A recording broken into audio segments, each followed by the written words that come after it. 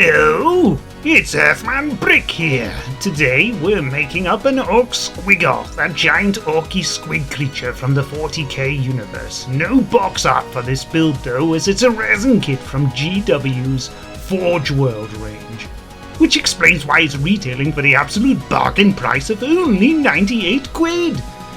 But if you're really cheap, then this toy bash, yes, I'm coining that term now, this toy bash cost me about 5 quid for the figure, and the cost of the materials to make up the rest.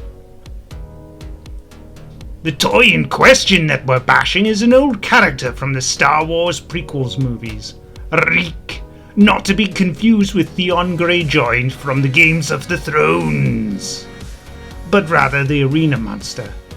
I probably should have bulked it out a bit more to match the GW aesthetic, but if it isn't broke, then don't try to fix it. Anyway, here's a bit more about Reek from the original creature designer. With the Reek, it was specifically a dinosaur one, and at one point George brought in a little piece of reference of this specific dinosaur. It had that shape of that kind of heavy kind of bison front with the pointy back, and he was like, make it something like this. And then Ian had done a drawing of a bull with these two big giant kind of toenails, but it's in this U, like a horseshoe.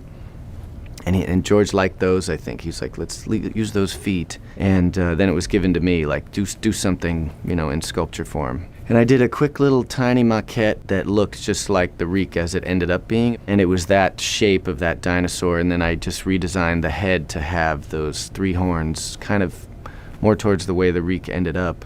And then we added battle damage. I think George was like, yeah, get some more damage on it, because he's a, this arena character that's slamming into cement and stuff.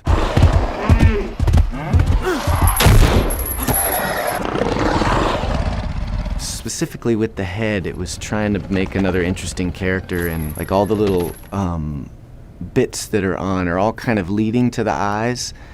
Like I'm always, when I'm designing a face, even if it's a raw creature, I want to have some character in it, so I'll try to design things that almost point at the eyes, because the eyes usually, are where character sits. Even the flow of the color to get brighter right at the eyes.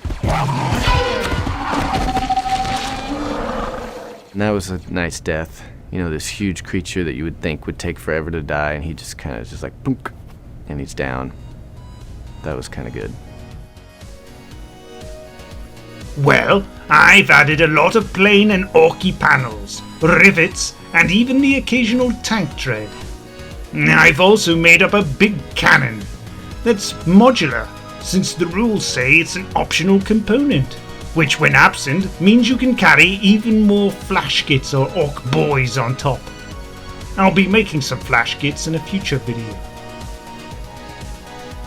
If you're single, alone, and into orky builds though, why not try out the 40k orc community, or even Gorka Morka's workshop. Links to those discords below. And I don't orc-exaggerate when I say they're full of Zorgan great folks. Well anyway, here he is all painted up. Nothing too flashy. I threw on a green oil wash onto Reek, and it worked a treat. But that's all for me this week. Thanks for watching. Bye!